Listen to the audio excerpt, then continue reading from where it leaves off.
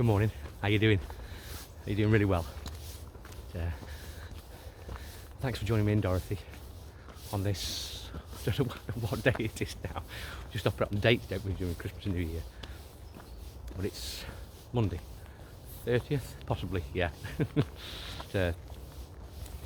Anyway, what I wanted to give you today is an analogy of how manifestation works, or I believe it to work.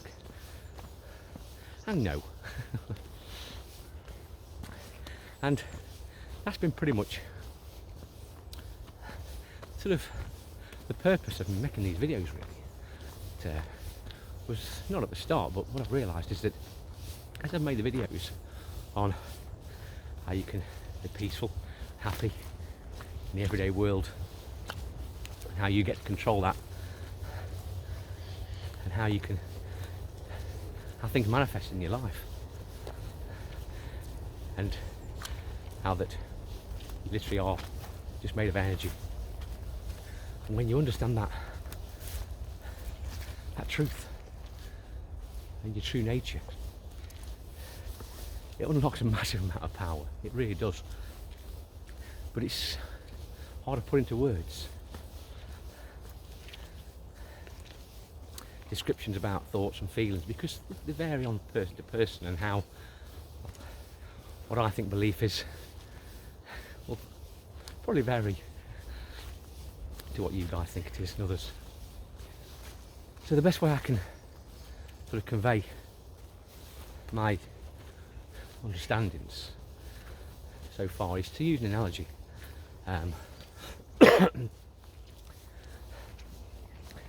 Analogies are really, really good at describing a difficult process using a process which you can all relate to.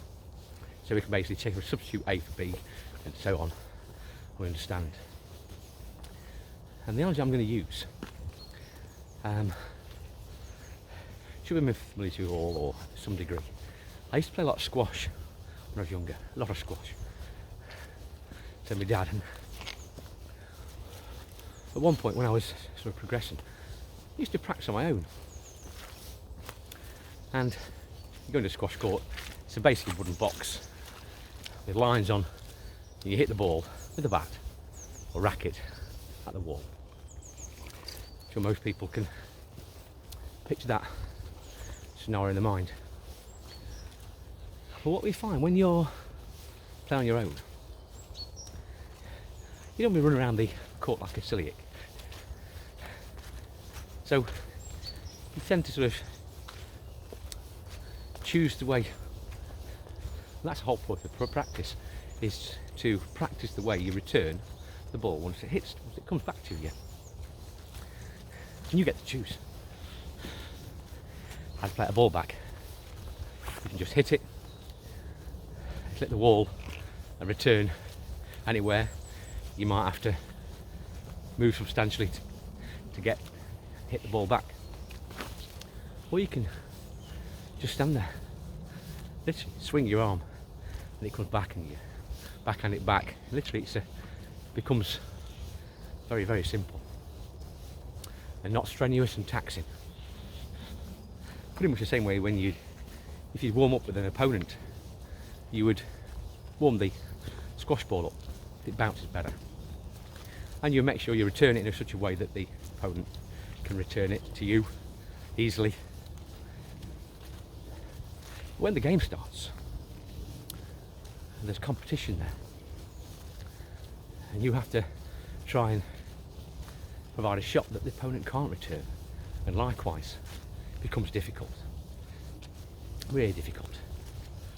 Hence the mass amount of sweat and energy expended on trying to hit a ball against the wall. I want you to use that as an analogy, really. See, that ball is sort of an indicator, and that ball comes to you from the wall, from the rebound, and you can get to it, and you can return it. How are you going to return it? Are you just going to smash it? Are you going to apply subtleties in the way you return it, and put some spin. Are you going to stop short, make it a short shot? But all those choices are within your power, and you can return that ball to be easily hit again, or to make it hard. And I thought that was a really good analogy of how the thoughts and our reactions, those thoughts in our life, work. You know, if a situation arises, if you delay just for a second, that auto-conditioned response that has been built into you, and be conscious of how you're going to respond. And if you're responding with an intention of peace and to continue the rally, you'll respond differently than if you want to win the game. And I spoke about competition and how it really doesn't serve you against others. What's that? Competition, if you look at it as self-growth and practice. I mean, when I was playing squash against myself, I'd hit the ball back, and now and again I would give myself a difficult shot to return, because that develops the practice and the subtlety in the wrist and forearm. And by choosing and practicing how to respond to certain events and situations with peace as a driver, you'll start to respond with subtleties, which will make the return ball even sweeter.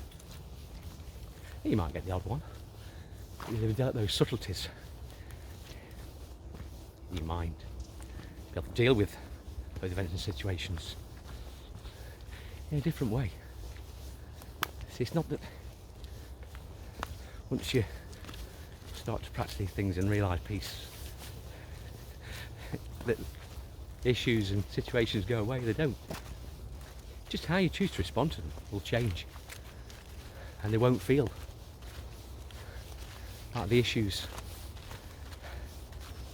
that have stressed you out.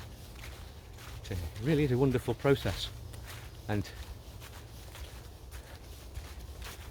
my last 6-7 months making these videos has helped me sort of underscore certain things and help me to describe how you can use this in your everyday life to improve your everyday life, which is all any of us want to do. Really, we just want to be peaceful. So, but you've got to practice. Yeah, that's the main thing. But I hope you can use that analogy to help you sort of imagine,